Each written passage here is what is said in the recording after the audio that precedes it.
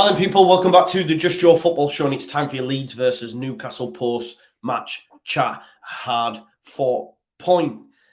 I'm happy. Isn't it mad how much a point can change your mood? Because if we lose that game, I'm fuming.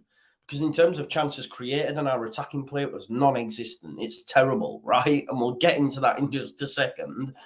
But ultimately, where we are in the table, do you take a point pre-match at St. James's Park, which I said in the pre-match that it was the toughest place to go right now in English football in terms of the form that they're on, in terms of the atmosphere they're generating at the minute. It's always going to be tough. And we come away having shithoused a point because that's what it was. You know, Newcastle were frustrated at the end. They were throwing arms about at the end. They were ready to fight. And I like that because I'm like, yo, we got away with one there. We moved. Newcastle should have won the game. Goes without saying. So many chances. XG miles ahead of ours. Our man of the match was our goalkeeper. If it weren't for that guy, I don't know where we'd be. Yeah. So I'm happy. There are still negatives, but you've got to take your positives when they come, which at this season, where we are currently in our trajectory in terms of transitional period, etc., from dead owner to hopefully better owner, then you've got to take your positives where they come because they're going to be few and far between. We'll get into the particulars of the video in just a sec. Before we do, like the video, subscribe to the channel, get your comments in, and of course, hit that notification bell, and let's get into it. I don't think I do it. Arsenal started like a house on fire. Signing number 2 for this new era. It's Judgment Day, people. Yeah! What did your boy tell you? It was never in doubt. Never in doubt. Don't believe in any luck, I believe I'm self-made, yeah. Right, folks, so yeah, as I said right at the start there in the intro, Newcastle will be thinking, how have we not won that game, yeah? They threw the Alamo at it in the second half. Leeds United didn't really have a sniff at all, did we, if we're being totally honest? The momentum graph on SofaScore is a sight to behold. I mean, just look at that. I mean, in the first half, at least we had a resemblance of some sort of goal, but in that second half, wow, it was all just Newcastle. And when that's happening, the further on in the game you go, you're just like, yo, let's at least not lose this now. We defended for our lives. We come away from St. James's Park having got an undeserved point, but it was well hard fought. I want to give props to our captain today, Liam Cooper, and of course his partner, Robin Koch. Now, I've said for a while now that, you know, I don't see the clamour for Koch, and I think Cooper gets an unfair shake, but I thought today both of them were rocks. Special mention as well for Pascal Struijk. He dealt with, for me, the most informed player in the Premier League in Miguel Almiron all day. There was a few times he beat him. Yes, of course, that's going to happen over 90 minutes. But overall, I thought Pascal Struijk was exceptional. And if we are buying Maximiliano Vogel, do you even start him at left back? Like, does he come in on left centre back instead of Coop? I don't know. But then again, the dire performance we've seen against City defensively was improved today. And maybe, just maybe, had we have held on in that first half against City, we might have seen a similar sort of, you know, performance in terms of being able to get a shutout. I did hope, though, that getting to 0-0 at half-time, Jesse would come out with a bit more of an attacking plan. And we didn't see any of that, did we? Brendan Aronson continues to flatter to deceive for me. I need to see more. I don't know what he's bringing right now. Yes, he's around like a flea, like a gnat, like a bee, buzzing around everywhere. But what comes after that? It's lacking. It's lacking. Willian Yonto looks like he's going to do something. I'm not seeing the same from Brendan Aronson. I thought the subs, obviously, Somerville comes on quick. We couldn't get out. You can't really say, oh, well, they didn't touch the ball. We just couldn't get out. Rodrigo's got no service. He had to fashion a shot out for himself in the second half where we actually had a shot on target. That'll be that one little blue marker we've got in the second half. There was an opportunity, though, and this is what's frustrating for me, and maybe this comes down to quality in the playing personnel.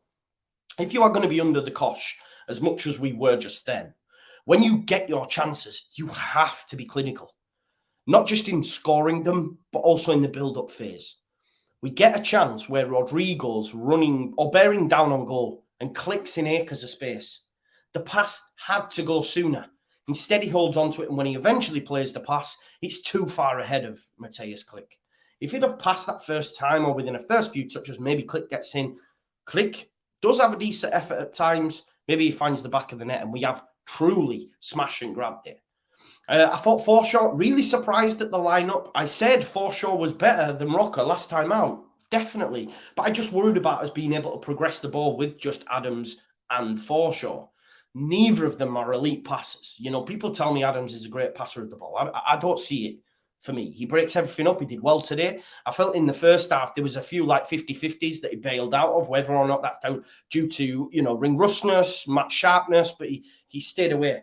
But I think overall, we did well, you know, against a top side. We gave away far too many free kicks.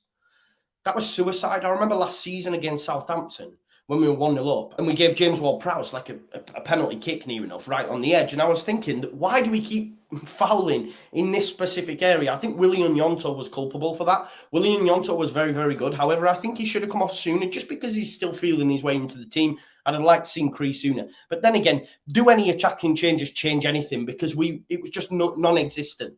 Rasmus came on for Aylin. I think Aylin had got a yellow card. Yeah, Aylin had got a yellow card just before half-time. St. Maximan come on. He's going to be running at you. So probably the right decision. However, Rasmus was terrible against St. Maximan.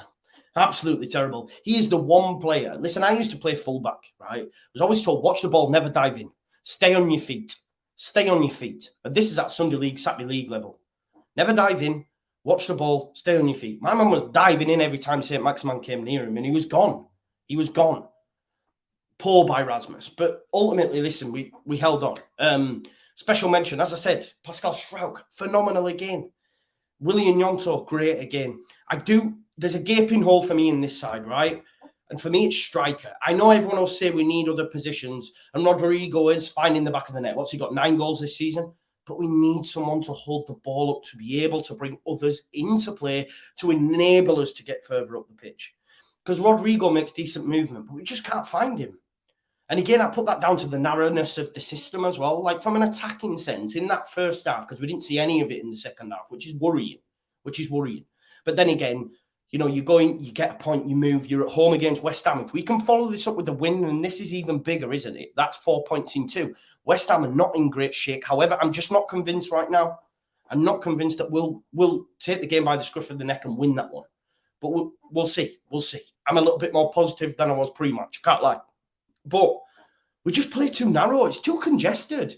Whenever Aronson or Nonto or Harrison pick it up, as a fan watching it, I'm like, there's no pass for them.